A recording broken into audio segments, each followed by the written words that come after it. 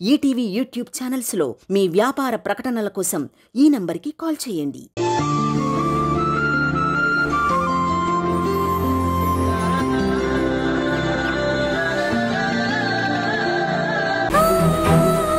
నందు బయటికి రాగానే లాస్ట్ అండ్ ఫైనల్గా ఒక్కసారి అడిగి చూస్తాను. ఎలాగైనా సరే నందుకు అక్కడ జరిగిన విషయాలన్నీ చెప్పాలి. ఆ డ్రైవర్తో మాట్లాడించాకైనా కనీసం నా మీద కోపం తగ్గుతుంది. తనకి జరిగిందేంటో అర్థమవుతుంది. నందు నందు ప్లీజ్ నందు, నేను చెప్పేది ఒకసారి విను నందు.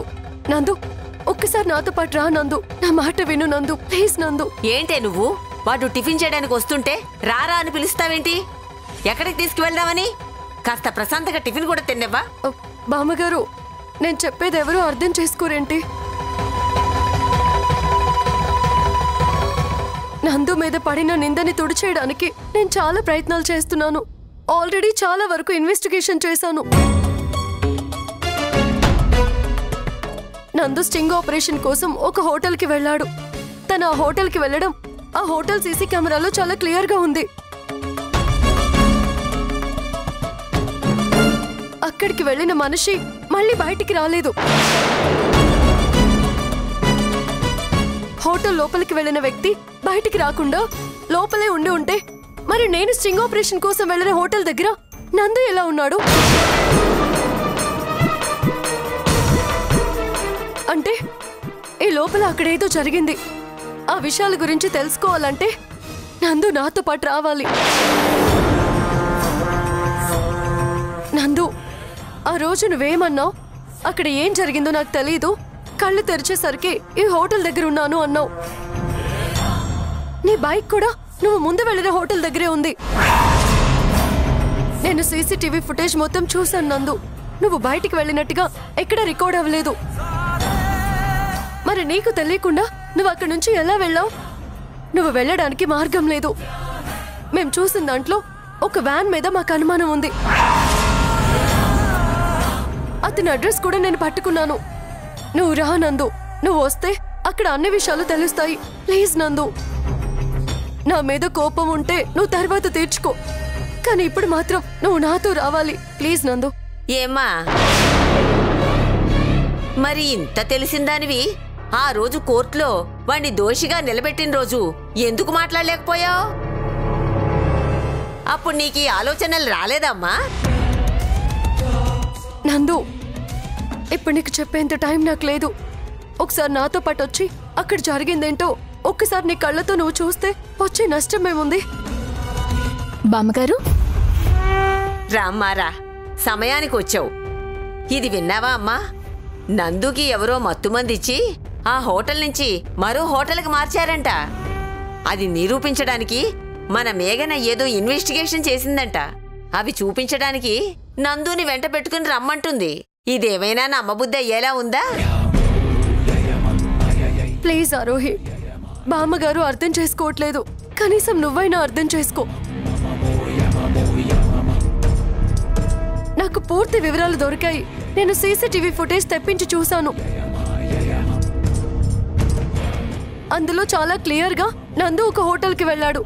అక్కడి నుంచి బయటికి రాలేదు. కానీ అదే నందు నేను స్టింగ్ ఆపరేషన్ చేయడానికి వెళ్ళిన హోటల్లో ఒక అమ్మాయితోటి కనిపించాడు. ఇదెలా సాధ్యం? ఒక వ్యాన్ మీద నాకు అనుమానంగా ఉంది. కష్టపడి ఆ వ్యాన్ డ్రైవర్ అడ్రస్ వెతికి పట్టుకున్నాను. నందుని నాతో పాటు రమ్మంటే వీళ్ళు రానివ్వట్లేదు. ఏంటి బామ్మగారు, తను అంత కష్టపడి అంత ఇన్వెస్టిగేషన్ చేసి అన్ని సాక్ష్యాలు సంపాదించినప్పుడు మీరెందుకు వద్దంటున్నారు? దీని మాటలన్నీ నువ్వు నమ్ముతున్నావా? అది కాదు బామ్మగారు, తను అన్నది నిజమే కదా. నందు కూడా చెప్తున్నాడు తనకైతే హోటల్కి వెళ్ళడం గుర్తుంది. ఆ తర్వాత అక్కడి నుంచి ఎలా వెళ్ళిపోయాడో తనకే గుర్తులేదు. మరి తనేదో సీసీటీవీ ఫుటేజ్ చూశానంటోంది కదా. మేఘన చెప్పే మాటలకి నందు చెప్పే మాటలకి సింక్ అవుతోంది. అలాంటప్పుడు ఆ విషయాలేంటో తెలుసుకొని అతనితో మాట్లాడితే సాల్వ్ అయిపోతుందేమో. అవునత్తయ్య, ఆరోహి చెప్పింది కూడా నిజమే. మనమెందుకు ఆపడం? నిజంగా వాడే తప్పు చేయలేదని నిరూపణ అయితే మనకి మంచి జరుగుతుంది కదా. సరే, మీ అందరికీ అంత నమ్మకం ఉంటే అలాగే వెళ్ళమను. ఒరే నందు, నువ్వు బయలుదేరు. సరే బామ్మ.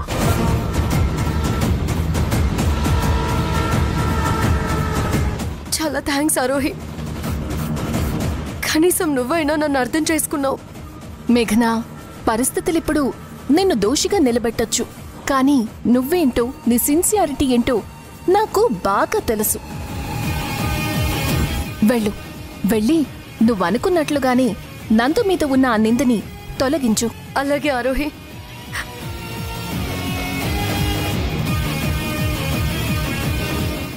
హలో నవ్య, నేను నందు బయలుదేరుతున్నాము.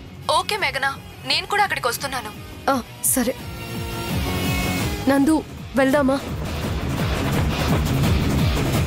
మేఘన గారు, మోసం చేయడానికి నేనే దొరికానా మీకు? నన్ను మోసం చేయవని నిన్ను నమ్మినందుకు నా మొహాన ఈ చెల్లం చెక్కు పడేసి తప్పించుకోవాలని చూస్తావా? ఇదిగో నీ చెక్కు నువ్వే ఉంచుకో.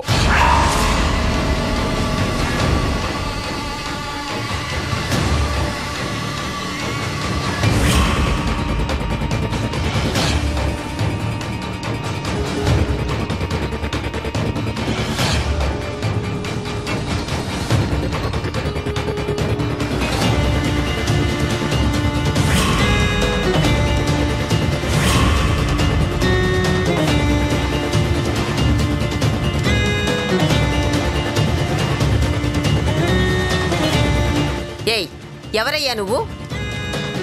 ఏంటి నీ ఇష్టం వచ్చినట్టు మాట్లాడుతున్నావు? అసలు నిన్ను లోపలికి ఎవరు రానిచ్చారు? నాకేమి ఇక్కడికి రావడానికి సరదాగా ఏమి లేదమ్మా. ఇదిగో ఈ మహాతల్లి నాకు ఇవ్వాల్సిన డబ్బులు ఎగ్గొట్టింది, అది కనుక్కుందామని వచ్చాను.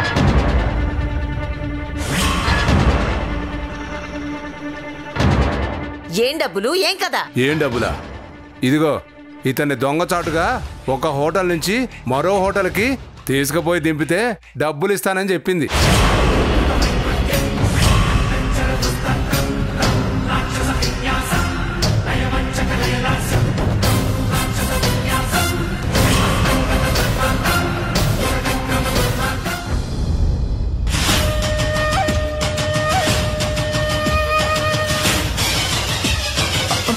ఏయ్, ఎవరు నువ్వు? అసలేం మాట్లాడుతున్నావు? ఎవరి గురించి ఏం మాట్లాడుతున్నావో నీకు అర్థమవుతోందా? నాకు అర్థం కాకపోవడం ఏంటమ్మా? ఇదిగో ఈవిడే మొగుడికి మత్తు మందిచ్చి ఆ హోటల్ నుంచి మూడో కంటికి తెలియకుండా మరో హోటల్కి మార్చమని చెప్పింది.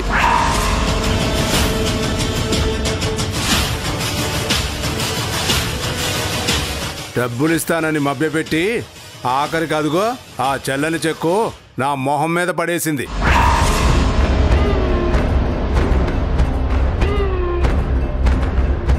దాని గురించి అడుగుదామని వచ్చాను.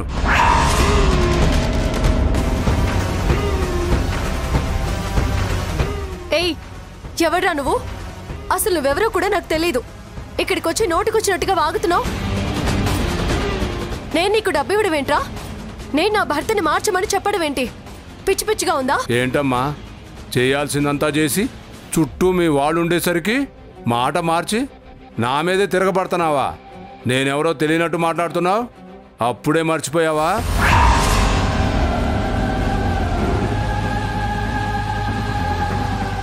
అసలు ఏం జరిగిందో నువ్వు సరిగా చెప్పు. చూడండమ్మా, ఈ మేడం నన్ను కలిసి తన భర్త అక్కడికి వస్తాడు, అతనికి మత్తు మందు ఇచ్చిన వెంటనే అతను పడిపోతాడు, ఎవ్వరికీ తెలియకుండా తను రైడ్ చేసే హోటల్లో అతన్ని వదిలేయమని చెప్పింది. దానికి డబ్బులు కూడా ఇస్తానంది. అడ్వాన్స్ కింద 50,000 కూడా ఇచ్చింది. మిగిలిన డబ్బు పని అయిపోయిన తర్వాత అని చెప్పి లాస్ట్లో ఒక చెక్ ఇచ్చింది.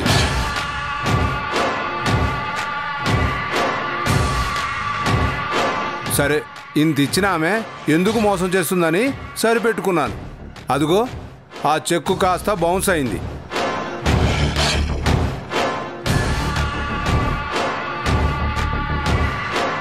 ఇదిగో మీరు ఏమన్నా గొడవపడండి, నాకు అనవసరం. నాకు రావాల్సిన డబ్బులు నాకు కావాలి.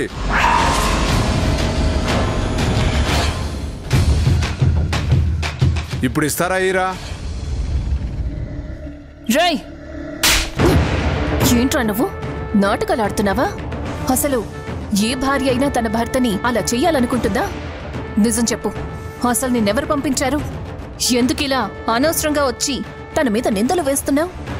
పిచ్చి పిచ్చిగా వాగేవంటే పళ్ళు రాలగొడతాను, జాగ్రత్త. ఏంటమ్మా మీరు? నేను చెప్పింది అబద్ధం అయితే అదిగో ఆ చెక్కు చూడండి. అనవసరంగా మీ చేత్తో తిట్లు తినడానికి, తన్నులు తినడానికి రాలేదు నేను. మర్యాదగా నా డబ్బులు ఇస్తారా లేదా? రేయ్, ఎంత కావాలరా నీకు? ఇదిగో 1,00,000 తీసుకో. ఇంకొక్క నిమిషం ఇక్కడ నిలబడ్డావంటే చంపేస్తాను. పోరా బయటికి.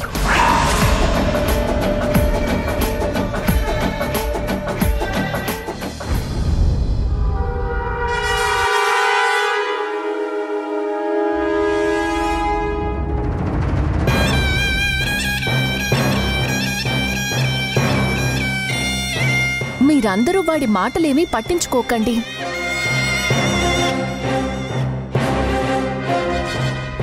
ఎవరో ఇదంతా కావాలని చేశారు.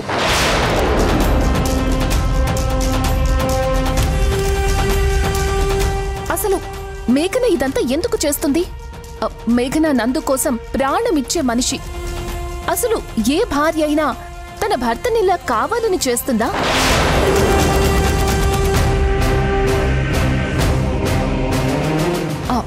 నాకు మేఘన గురించి చాలా బాగా తెలుసు.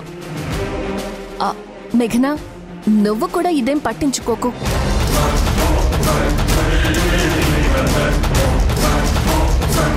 నందు, టేక్ ఇట్ ఈజీ యార్. ఇలాంటి రాస్కెల్స్ డబ్బుల కోసం ఏవేవో చేస్తూ ఉంటారు. ఇవన్నీ నువ్వు పట్టించుకోకు.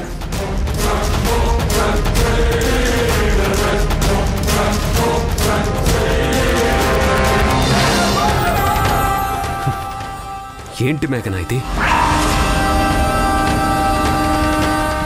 నా సంతకాన్ని ఎవరు ఫోర్జరీ చేశారు?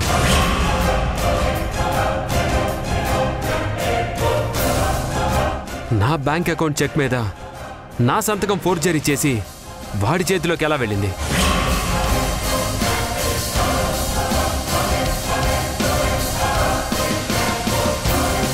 అలా మాట్లాడకుండా మౌనంగా ఉంటావేంటి? ఇదంతా చేసింది నువ్వే అని వాడు చాలా క్లియర్గా చెప్తున్నాడు. వాడే తెచ్చి ఈ చెక్కుని కళ్ళ ముందు విసిరేశాడు. చెప్పు, ఈ చెక్ అక్కడికి ఎలా చేరింది? అడుగుతున్నాడుగా, చెప్పు. అంటే నన్ను పతనం చేయాలని నువ్వు ప్లాన్ చేసావు కదూ?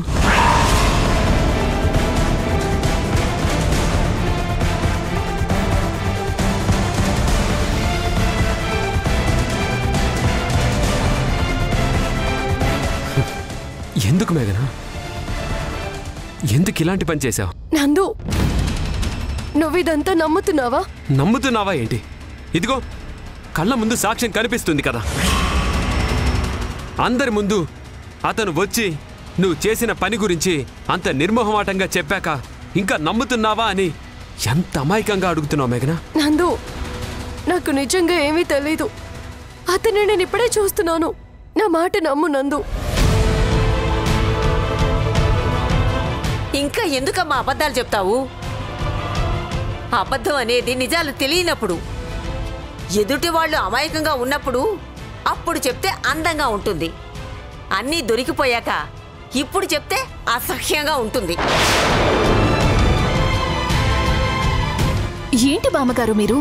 అసలు అతను ఎవరో కూడా మేఘన తెలీదు అంటోంది కదా.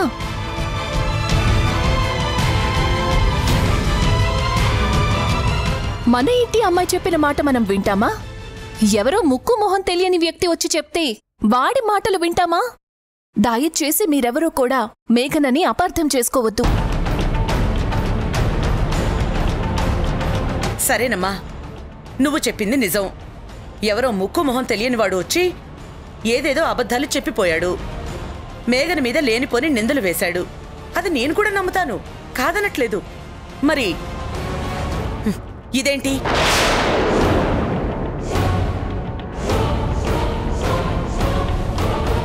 నందు పర్సనల్ చెక్ వాడికెవడికో ఎలా చేరింది? పైగా దాని మీద అసలు నందు సంతకమే చెయ్యలేదంటున్నాడు. మరి నందు సంతకాన్ని ఫోర్జరీ చేసింది ఎవరు? వీటన్నిటికీ సమాధానం చెప్పేది ఎవరు? ఏంటి మేఘనా ఇది? ఎవరు నిన్ను నమ్మే పరిస్థితుల్లో లేరు. ఆరోహి, అతనెవరో నాకు నిజంగా తెలీదు. ఎందుకు ఇదంతా చేస్తున్నారో కూడా తెలీదు.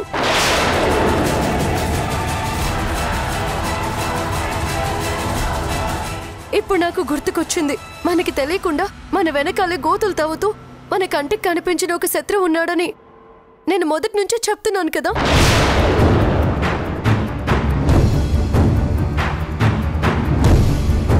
ఖచ్చితంగా ఇది ఆ శత్రువు పని అయి ఉంటుంది. అతన్ని ఆ శత్రువే పంపించుంటాడు. నువ్వు తప్పించుకోవడానికి, నీ తప్పులు పక్క వాళ్ళ మీదకి నెట్టడానికి నువ్వు సృష్టించిన క్యారెక్టర్ మేఘనా ఇది. నాకు ఆ మాత్రం తెలియదు అనుకున్నావా?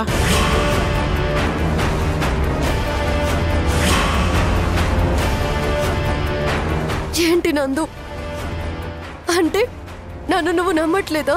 ఎలా నమ్ముతాను? ఒకే ఒక్క మాట నేను స్ట్రైట్గా అడుగుతాను, చెప్పు. మన మీద అంత కసి పెంచుకొని మనల్ని ఇంతలా దిగజార్చాల్సిన అవసరం ఎవరికుంది?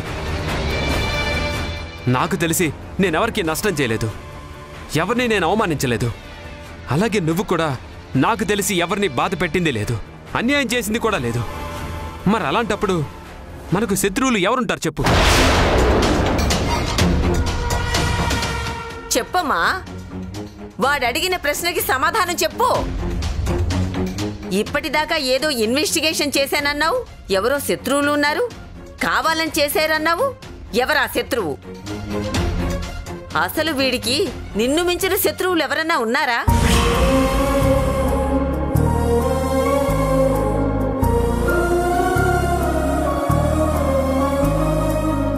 బామ్మగారు, దయచేసి అలా మాట్లాడకండి. ఆయన నా కట్టుకున్న భర్త అండి. నేను ఆయన శత్రువుని ఎలా అవుతాను? ఆయన నా భర్త మీద నిందలు వేసుకుంటే అది నాకే కదా అవమానం. తెలిసి నేను అలాంటి పనులు ఎందుకు చేస్తాను చెప్పండి? ఇంత అనుభవం ఉన్న మీరు కూడా ఇలా నా మీద నిందలు వేస్తే ఇంక నేను ఎవరితో చెప్పుకోవాలి? ఎవరమ్మా? ఎవరు నిందలు వేసింది? నువ్వు నిందలు వేశావు. నా మనవడు పరువు తీశావు. 10 మంది ముందు వాడు ఒక తిరుగుబోతని ఒక ముద్ర వేశావు.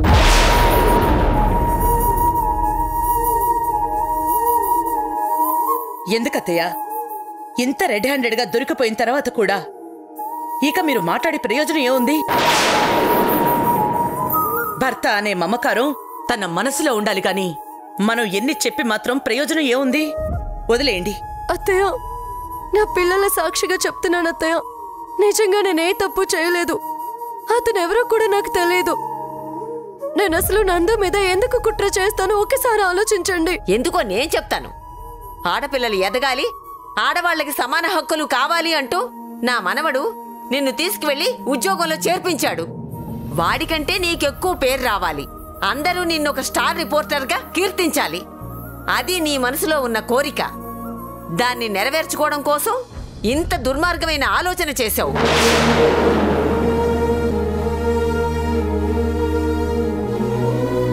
భర్తనే పట్టించిన వీరవనిత అని 10 మంది కీర్తిస్తూ ఉంటే నీ పేరు 10 మందిలోనూ మారుమోగిపోతుంది. నువ్వొక స్టార్ రిపోర్టర్ అని నీకొక మంచి పేరు వస్తుంది. దానికోసమే ఇదంతా చేశావు కాదంటావా? లేదు బామ్మగారు, అదంతా పచ్చి అబద్ధం. నాకు ఏ రోజు అలాంటి పేరు తెచ్చుకోవాలని లేదు. నందు, కనీసం నువ్వైనా నన్ను నమ్ము నందు. నేనేంటో నీకు తెలీదా? నువ్వేంటో నాకిప్పుడే అర్థమైంది మేఘనా. ఇప్పటిదాకా నాకు చిన్న అనుమానం ఉండేది. స్టింగ్ ఆపరేషన్ కోసం హోటల్కి వెళ్ళిన నేను అక్కడి నుంచి మరో హోటల్కి ఎలా వెళ్ళానా అని ఒక డౌట్ ఉండేది. నువ్వు చెప్పినట్లే నా వెనక మనకి గిట్టని వాళ్ళెవరో ఇలాంటి పని చేశారని నేను నమ్మాను. కానీ ఆ గిట్టని వ్యక్తి నువ్వేనన్న విషయం ఇప్పుడు నాకు ప్రూవ్ అయింది.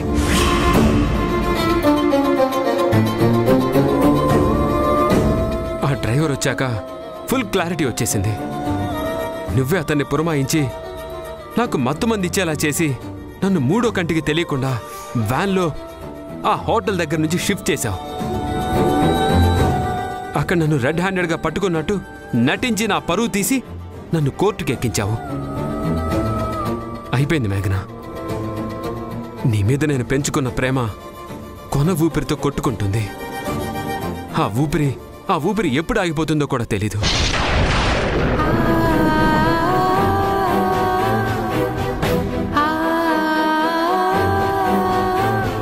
వాడికి కనీసం నీ మీద కొన ఊపిరంత ప్రేమైనా ఉండేది.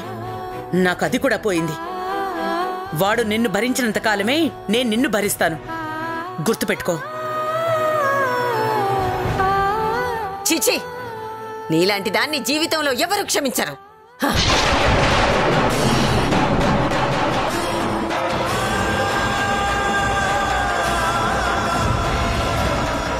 మేఘనా, నువ్వేం బాధపడకు. అందరికీ నీ గొప్పతనమేంటో అర్థమవుతుంది. కొంచెం ఓపిక పట్టు. ఆరోహి,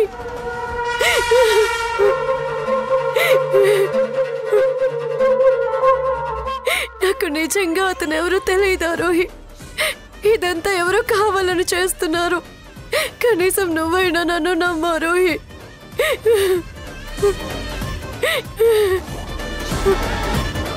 నువ్వేంటో ప్రపంచం అర్థం చేసుకోకపోయినా నేను అర్థం చేసుకున్నాను మేఘనా. ఎవరు నమ్మినా నమ్మకపోయినా నిన్ను నేను నమ్ముతున్నాను. బాధపడకు, నేనున్నానుగా. నీకెంత మంచి చెయ్యాలో అంతా చేస్తాను. Don't cry.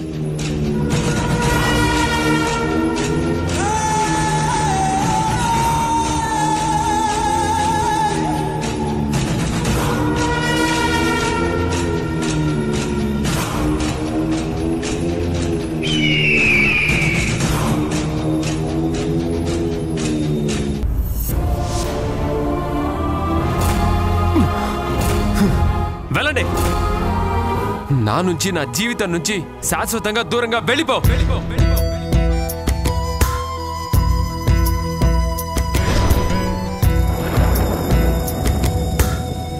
గాలి